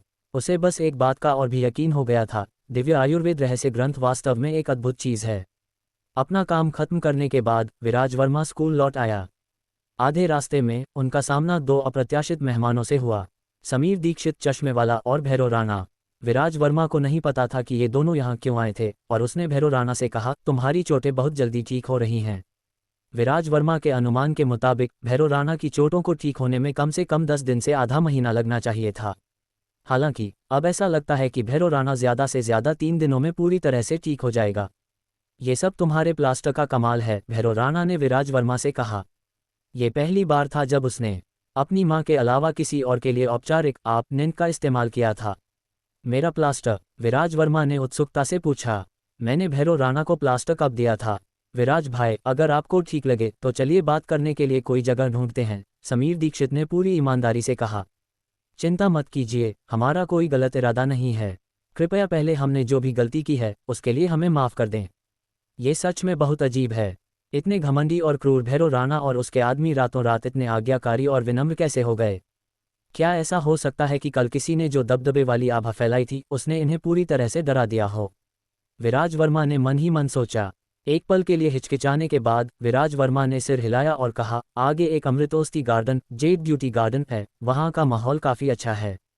चूंकि विराज वर्मा ने खुद ही जगह चुनी थी, इसलिए उसे इस बात की चिंता नहीं थी कि भैरव राणा और उसके आदमी पहले से घात लगाए बैठे होंगे। विराज वर्मा इस सिद्धांत को समझता था कि सावधानी ही सबसे अच्छी नीति है। समीर दीक्षित ने टी गार्डन में एक प्राइवेट कमरा बुक किया। जल्द ही चाय बनाने वाली लड़की खुशबूदार चाय का एक बर्तन लेकर आई। समीर दीक्षित ने उसे आंख मारी, जो चाय बनाने वाली लड़की को प्राइवेट कमरे से बाहर जाने का इशारा था। भैरव राणा खड़ा हुआ, आगे बढ़ा, अपने बाएं हाथ से, जिस पर पट्टी नहीं बंधी थी, चाय का एक कप डाला, फिर उसे दोनों हाथों से पकड़ा, झुका और विराज वर्मा को देते हुए कहा, विराज भाई, मैं भैरव राणा कल सच में अंधा हो गया था और आपका अपमान किया। कृपया मेरे अपराध के लिए मुझे क्षमा करें। विराज वर्मा हैरान रह गया, लेकिन भैरव राणा द्वारा दी गई चाय लेने के बजाय उसने समीर दीक्षित से पूछा, मुझे थोड़ी उत्सुकता है, तुम लोग काला भालू गैंग में क्यों शामिल हुए? समीर दीक्षित ने अपनी उंगली से अपनी नाक पर रखे चश्मे को ठीक किया और कहा, मुझ पर भैरव राणा भाई का एक जीवन का कर्ज है। 3 साल पहले मैंने उस औरत के साथ दक्षिण भारत राष्ट्रीय विश्वविद्यालय से ग्रेजुएशन किया और हम दोनों एक कोरियाई कंपनी में शामिल हो गए और अजीब तरीके से घर खरीदने, शादी करने और बच्चे पैदा करने का सपना देखने लगे। नौकरी के 3 महीने हुए थे। एक दिन वो औरत बहुत देर से घर आए, उसकी हालत बहुत खराब लग रही थी। जब मैंने उससे जोर देकर पूछा तो मुझे पता चला कि एक दक्षिण कोरियाई अधिकारी ने उसे मेहमानों का मनोरंजन करने के लिए बुलाया था और शराब पीने के बाद उसे ड्रग्स दिए गए और उस कोरियाई ने उसके साथ रेप किया। मैं पुलिस को फ़ोन करना चाहता था, लेकिन उसने कहा कि सबूत के बिना इसका कोई फ़ायदा नहीं है। इसलिए मैंने उस कोरियाई से बदला लेने का मन बना लिया और उसे मारने के लिए एक जाल बिछाया। उसके साथ मिलकर हमने एक अचूक योजना बनाई जो उस कोरियाई की साख को बर्बाद करने और उसे जेल भेजने के लिए काफ़ी थी। लेकिन मुझे कभी उम्मीद नहीं थी कि इसमें वह कोरियाई आदमी नहीं, बल्कि मैं फंसूंगा। वह औरत वास्तव में काफ़ी समय से उस कोरियाई आदमी के साथ सो रही थी। मुझे लगा कि कुछ गड़बड़ है और मैं पुलिस के आने से पहले ही भाग गया, लेकिन आर्थिक अपराधों का आरोप मेरे सिर पर मढ़ दिया गया। वह औरत जानती थी कि मैं कहाँ रहता हूँ, इसलिए उसने उस रात मुझे मारने के लिए 2 हत्यारे भेजे। अगर भैरव राणा भाई बीच में नहीं आते तो मैं उस औरत के हाथों मर चुका होता। इसलिए मेरी जिंदगी भैरव राणा भाई की है। शांत स्वर और एक संक्षिप्त कहानी के साथ समीर दीक्षित ने अपने जाल में फंसने के अनुभव को ऐसे सुनाया जैसे वह किसी ऐसी चीज का वर्णन कर रहा हो जिसका उससे कोई लेना देना न हो। उस औरत और उस कोरियाई का क्या हुआ? विराज वर्मा ने पूछा, अगर तुम मुझे बताना चाहते हो कि आगे क्या हुआ। वो औरत, मैंने उसे अफ्रीका जाने वाले एक स्मगलिंग वाले जहाज पर बिठा दिया। जिस छोटे से देश में वह गई है उसके अभी तक चीन भारत के साथ राजनयिक संबंध नहीं है, समीर दीक्षित ने कहा। जहां तक उस कोरियाई की बात है, वह मेरी औरत के साथ सोया था, इसलिए मैं उसके साथ सोया। तुमने उसके साथ ऐसा किया? यहां तक कि विराज वर्मा, जो आमतौर पर शांत और संयमित रहता था, समीर दीक्षित की इस चरम बात से चौंक गया। मुझे गलत मत समझना, मैंने उसे घुसाने और उसकी मार लेने के लिए उस स्टन गन का इस्तेमाल किया, समीर दीक्षित ने एक दुष्ट मुस्कान के साथ कहा। उसे कोई अंदाजा नहीं था कि ऐसा होना कितना अच्छा होता है। वह चीख रहा था और उसके मुंह से झाग निकल रहा था। समीर दीक्षित की कहानी जानने के बाद विराज वर्मा ने अपना ध्यान भैरव राणा की ओर मोड़ा। इस समय भैरव राणा अभी भी झुका हुआ था, चाय का कप पकड़े हुए, और उसकी आंखों में असंतोष या मारने के इरादे का कोई निशान नहीं था। विराज वर्मा को आश्चर्य होने लगा, भैरव राणा जैसा पागल आदमी अचानक इतना आज्ञाकारी कैसे हो सकता है। ये सच है कि कल विराज वर्मा के हाथ में उस शानदार फावड़े ने भैरव राणा और उसके आदमियों को बहुत चौंका दिया था। लेकिन भैरव राणा कौन था? एक पूर्व मुक्केबाज और अंडरवर्ल्ड का बॉस, जिसकी खासियतें उसका घमंड और क्रूरता थीं। ऐसा आदमी इतनी आसानी से हार नहीं मानेगा, भले ही उससे यह मांगा जाए। इसलिए विराज वर्मा ने जानबूझकर उसकी परीक्षा ली। विराज वर्मा ने जानबूझकर भैरव राणा द्वारा दी गई चाय को मना कर दिया और इसके बजाय समीर दीक्षित की कहानी के बारे में पूछने का नाटक किया, सिर्फ भैरव राणा की प्रतिक्रिया देखने के लिए। हालांकि भैरव राणा, जो विराज वर्मा के बगल में खड़ा था, उसने जरा सा भी असंतोष नहीं दिखाया। इसका केवल एक ही मतलब हो सकता है, या तो भैरव राणा बहुत चालाक था या वह पूरी तरह से हार मान चुका था। भैरव राणा स्पष्ट रूप से बहुत चालाक व्यक्ति नहीं है, इसलिए वह पूरी तरह से हार मान चुका होगा। विराज वर्मा को बस ये समझ नहीं आ रहा था कि वह उसे इतनी आसानी से कैसे मना सकता है। विराज वर्मा ने हाथ बढ़ाकर भैरव राणा द्वारा दी गई चाय ले ली, उसे एक ही घूंट में पी लिया और फिर कहा, भैरव भाई, चूंकि आपने अपना सिर झुका लिया है तो चलिए हिसाब बराबर करते हैं। हालांकि मुझे थोड़ी उत्सुकता है, आपके व्यक्तित्व और तरीकों को देखते हुए आप इतनी आसानी से मेरे सामने अपना सिर नहीं झुकाएंगे, क्या ऐसा नहीं है? भैरव राणा की आंखों में शर्म की एक झलक दिखाई दी और उसने पूरी ईमानदारी से कहा, हालांकि मैंने, भैरव राणा, बहुत सारे बुरे काम किए हैं, लेकिन मेरा मानना है कि मैं घर पर अपनी मां का आज्ञाकारी और बाहर लोगों के साथ वफादार हूं। अगर कोई आज्ञाकारी और वफादार हो सकता है तो उसे इंसान माना जा सकता है, विराज वर्मा ने गंभीरता से कहा। विराज वर्मा के नज़रों में वफादारी, आज्ञाकारिता, भाईचारा, धर्म, ईमानदारी और शर्म की भावना को कायम रख पाना कम से कम एक अच्छा इंसान कहलाने के लिए काफ़ी है। एक आदमी को वफादार होना चाहिए। इसलिए मैं, भैरव राणा, कल आप पर हमला करके सच में एक कमीना इंसान बन गया था। भैरव राणा ने कहा, भैरव भाई, मुझे नहीं लगता कि मैंने कभी आप पर कोई एहसान किया है। क्या मैंने किया है? विराज वर्मा ने बिना कुछ किए कोई इनाम स्वीकार करने से इनकार करते हुए कहा, विराज भाई, क्या आपको कल बस स्टॉप पर जिस बुजुर्ग महिला को बचाया था वो याद है? भैरव राणा ने पूछा, वो गौरी देवी, क्या वो आपसे जुड़ी हैं? विराज वर्मा ने कुछ अंदाज़ा लगा लिया। वे मेरी माँ हैं। भैरव राणा का चेहरा शर्मिंदा लग रहा था। विराज भाई, आप मेरी माँ के मददगार हैं तो आप मेरे भी मददगार हैं। मैंने आपसे निपटने के लिए लोगों को भी लाया। मैं कितना बड़ा कमीना हूँ। इसके अलावा, हालांकि कल आपने मुझे हरा दिया, लेकिन आपने हमें मारा नहीं, जो दर्शाता है कि आपके अंदर इंसानियत थी और आपने दया दिखाई। इसलिए विराज भाई, अगर आपको बुरा न लगे तो आज से मैं, भैरव राणा, आपके पीछे चलूंगा और आपके आदेशों का पालन करूंगा। रुको। विराज वर्मा जल्दी से खड़ा हो गया और कहा, मुझे आखिरकार कारण समझ में आ गया। लेकिन भैरव भाई, कृपया मेरी बात का बुरा मत मानना। मैं आपको सच बताता हूँ, मेरा अंडरवर्ल्ड में शामिल होने का कोई इरादा नहीं है। सच में, विराज वर्मा ने कभी भी अंडरवर्ल्ड में शामिल होने के बारे में सोचा तक नहीं था। हाथ में दिव्य आयुर्वेद रहस्य ग्रंथ होने पर विलासिता और सुख सुविधाओं का आनंद लेना केवल समय की बात है, तो अंडरवर्ल्ड से क्यों परेशान होना? इसके अलावा गैंगस्टर बॉस बनना विराज वर्मा का सपना नहीं है। विराज भाई, मैं, भैरव राणा, अपनी बात का पक्का आदमी हूँ। मैं आपसे मजाक नहीं कर रहा हूँ, भैरव राणा ने समझाया। भाई, विराज भाई की महत्वाकांक्षाएं बहुत ऊंची हैं, हमारे जैसी नहीं, समीर दीक्षित ने अचानक कहा। विराज भाई के तरीकों को देखते हुए वे बहुत कुछ कर सकते हैं। मुझे लगता है कि अंडरवर्ल्ड उनका आदर्श स्थान नहीं है। विराज वर्मा मुस्कुराया और उसने भैरव राणा से कहा, भैरव भाई, जब समीर दीक्षित जैसा कोई आपकी मदद कर रहा हो तो आप कौन सा बड़ा काम पूरा नहीं कर सकते? ये देखकर कि विराज वर्मा को वास्तव में अंडरवर्ल्ड में कोई दिलचस्पी नहीं है, भैरव राणा ने जिद नहीं की और कहा, यह सच है। अगर पिछले 2 सालों में समीर दीक्षित की मदद नहीं होती तो हमारे काला भालू गैंग का आज जो रुतबा है वो नहीं होता। इसके अलावा, अगर हमने समीर दीक्षित की सलाह नहीं सुनी होती और कुछ संवेदनशील बिजनेस को बंद नहीं किया होता तो शायद पिछले अंडरवर्ल्ड विरोधी अभियान के दौरान हमारा सफाया हो गया होता। समीर दीक्षित हंसा और बोला, भैरव भाई, इतना काफ़ी नहीं है। अंडरवर्ल्ड कोई लंबा समाधान नहीं है।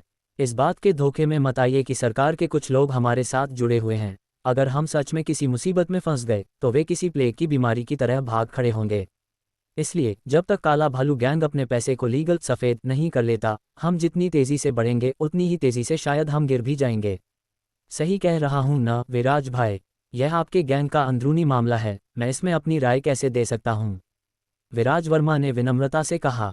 विराज भाई, अगर आप अंडरवर्ल्ड में नहीं आना चाहते तो कोई बात नहीं, लेकिन मैं आपको ये साफ कर दूँ, अगर काला भालू गैंग आपकी कोई मदद कर सकता है तो बस एक शब्द कहिए। बस एक शब्द कहिए और मैं, भैरव राणा, अपनी पूरी कोशिश करूंगा। भैरव राणा ने पूरी ईमानदारी से कहा। इसलिए काला भालू गैंग के बारे में आपकी जो भी राय है बस उसे कह दीजिए। आज आइए खुलकर बात करते हैं। चूंकि भैरव राणा ने आज विनम्र रवैया अपनाया था, इसलिए विराज वर्मा उसकी दयालुता को ठुकरा नहीं सकता था। इसलिए उसने कहा, हम इस लड़ाई के जरिए दोस्त बन गए हैं। भैरव भाई, मैं तुम्हारा दोस्त बनूंगा। चूंकि हम दोस्त हैं इसलिए मैं औपचारिकता नहीं दिखाऊंगा। भैरव भाई, समीर दीक्षित सही कह रहा है, काला भालू गैंग जितनी तेजी से बढ़ेगा उतनी ही तेजी से गिरेगा भी। अगर आप सच में इंद्रपुर शहर के अंडरवर्ल्ड को एक कर लेते हैं तो वे आप पर निशाना साधना शुरू कर देंगे। ऐसा लगता है कि जो लोग बहुत पढ़ते हैं वे मुझसे ज्यादा होशियार होते हैं, भैरव राणा ने कहा। लेकिन काला भालू गैंग के पास कानूनी रास्ते पर जाने का कोई मौका नहीं है। मौका आएगा, विराज वर्मा ने सोच विचार करते हुए कहा। हो सकता है काला भालू गैंग वास्तव में एक दिन काम आ जाए। भैरव राणा और समीर दीक्षित के साथ थोड़ी देर बात करने के बाद विराज वर्मा ने अचानक पूछा, भैरव भाई, लोहा सिंह और महेश चौहान के बीच वास्तव में क्या हुआ था? चलिए उन दो निकम्मों के बारे में बात नहीं करते, भैरव राणा ने कहा। अगर वे नहीं होते तो मैं विराज भाई का अपमान नहीं करता। उन दो बेवकूफ़ों ने ज़रूर फिर से किसी से पंगा लिया होगा और खुद को मुसीबत में डाल लिया होगा। वे इसी लायक हैं। सच कहूँ तो अगर किसी और ने उन्हें परेशान नहीं भी किया होता तो मैं खुद उनसे निपट लेता। आपको भी अंदर की बात नहीं पता। विराज वर्मा बहुत हैरान था। आखिर किसने इन दोनों के साथ पंगा लिया था? दोस्तों, कहानी में थोड़ी रुकावट के लिए हम दिल से माफ़ी चाहते हैं। लेकिन अगर आप यहाँ तक पहुँच गए हैं तो इसका मतलब है कि आपको ये कहानी पसंद आ रही है। अगर आप बिना किसी इंतजार के पूरी कहानी सुनना चाहते हैं, तो अभी हमारे टेलीग्राम चैनल से जुड़ जाइए। वहां आपको इस कहानी के सभी एपिसोड और पूरी कहानी एक ही जगह मिल जाएगी। टेलीग्राम चैनल का लिंक डिस्क्रिप्शन में दिया गया है। आपके प्यार और सहयोग के लिए दिल से धन्यवाद।